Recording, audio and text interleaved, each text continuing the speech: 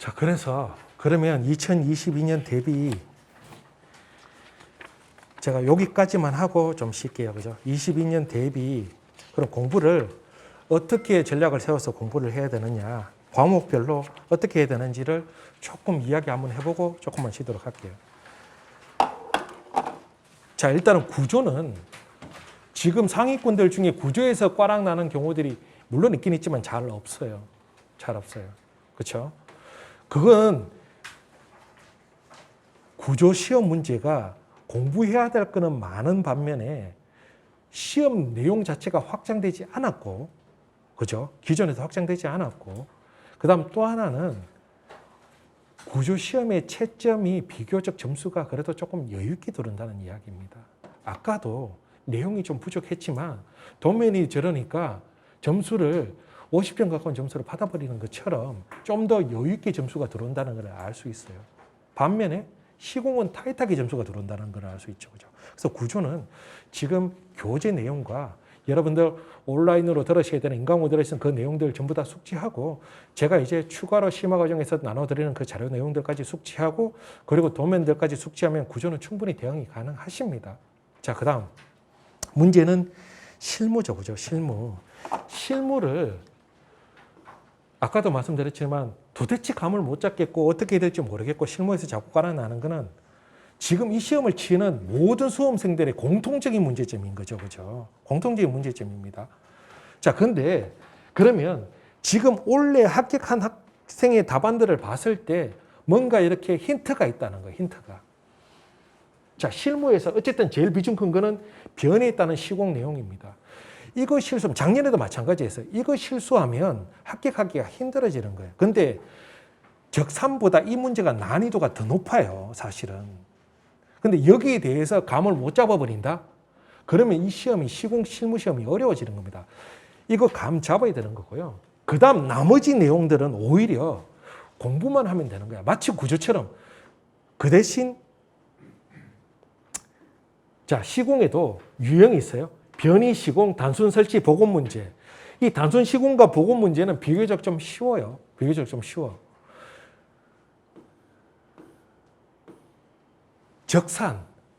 적산은 내용을 일단은 충분히 숙지를 해야 돼요. 왜? 계속 적산이 조금씩 이제 아직까지 기출문제가 많이 안 쌓였다 보니까 출제자가 조금씩 다른 방식으로 문제를 바꿔가면 되고 또 확대하고 막 그렇게 합니다. 그러니까 응용할 수 있는 힘들이 생기려면 충분하게 내용을 외워야 될 걸 외워줘야 됩니다. 그렇죠? 근데 적산 생각보다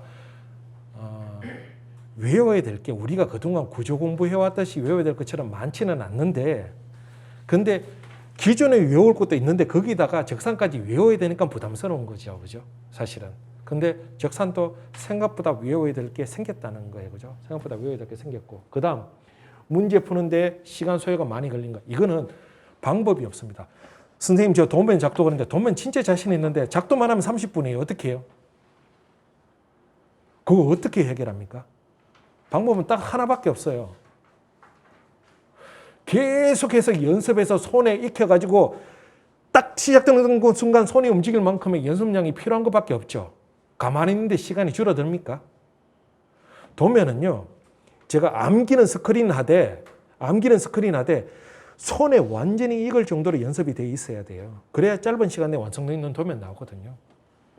그러니까 적산 문제 마찬가지입니다. 많이 풀어봐야 됩니다. 그럼 학원에서 시험 치는 문제는 한계가 있잖아요.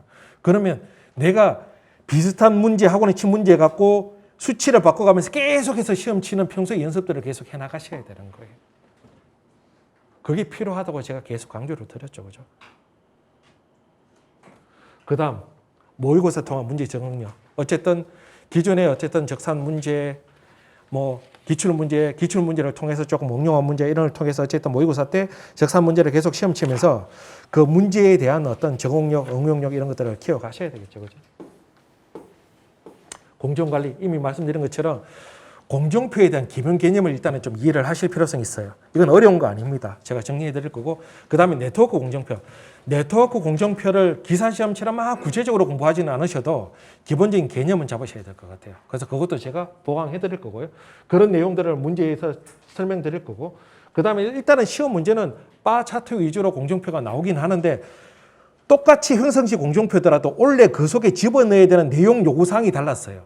그런 부분에 대한 이해도를 좀 필요로 하겠죠. 그죠? 자, 그 다음에 기타 실무, 문화재 수리 원칙, 문화재 부재 보존 처리 방식 이런 것들도 면접 때 물어봅니다.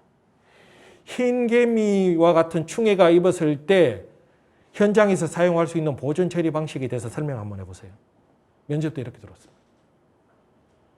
그거 1차 때 들을 수 있겠죠.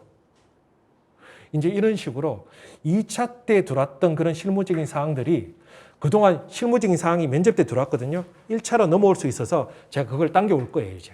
당겨와서 1차에서 조금 더 같이 또 좀 다뤄서 좀 포괄적으로 그 다음 그 외에 기타 현장 관리적인 사항들도 좀 포함시키려고 하겠습니다. 포함시키도록 하겠습니다. 근대 건축. 근대 건축이 제일 사실은 머리 아파요. 이건 근대 분야의 그 건축물의 덩어리가 그 전체적으로 우리가 공부해야 되는 덩어리가 구조시공 합친 것보다 더 커요, 사실은. 근데 거기서 뭘 어떻게 뽑아야 될지 사실은 애매한데 어쨌든 그래도 우리 시험 문제에 나올 만한 가능성이 있는 부분들은 조금씩 좀 더 제가 살펴보고 추려서 조금씩 더 보강할 수 있는 것들은 보강하고 또 모의고사에서 다룰 수 있는 것들은 또 모의고사 다뤄가면서 어쨌든 제가 뭘 이야기하고 싶냐면 기본적인 거 해두시라는 거죠. 원래도 근대 건축에서 벽돌 규격 나왔어요. 규격 다 못 썼어요. 근데 나머지 벽돌 쌓는 방식하고 처마 구성하는 방식은 상위권들은 다 잘 썼단 말이에요. 그걸로 합격한 거 아니에요. 그죠? 그러니까 기본적인 거 놓치지 마시라는 거예요. 기본적인 거. 그래서 이제 보니까 공부 방향을 어느 정도 잡을 수 있는 거죠. 그죠? 그래서 기본적으로 여러분들이 하셔야 되는 거 지금 인강에서 하셔야 되는 공부의 양 적지 않아요. 그거 다 외워야 된다고 제가 말씀드렸죠. 그리고 하반기에 제가 또 추가적으로 또 공부해야 되는 거 또 드릴 거예요. 자료. 그것도 또 다 외워야 된다고 제가 말씀드렸죠. 그거 끝나면 확대해 가는 건데 그게 다 안 외워지더라도 원래 아까 원래 이제 작년에 처음 시작했던 분들의 답안처럼 어느 정도 내가 아는 수준 내에서 답안 구성했는 것만으로도 점수가 나오더라는 거잖아요. 그죠? 그러니까 처음부터 내가 할 수 있는 최대치를 하겠다고 생각하고 준비를 해 들어가셨으면 더 좋겠다고 싶고요. 근데 실제로 이런 경우도 있습니다. 그 친구는 용어도 모르고 시작했는데, 진짜 용어도 모르고 시작했는데, 나는 현장 실무 경험이 10몇 년씩 있는데, 정말 아는 거 다 알고 시작했는데, 성적은 그 친구보다 더 못 나왔어요. 생각해 볼 지점이 있다는 거죠. 그죠? 시험이 갖는 특수성에 대한 인식이 필요하다는 거예요. 그죠? 거기에 맞춰서 공부를 하셔야 된다는 거예요. 시험이 갖는 특수성. 그렇게 해서 과목별로 공부하는 방법을 이렇게 조금 이렇게 잡으셨으면 좋겠다 싶습니다.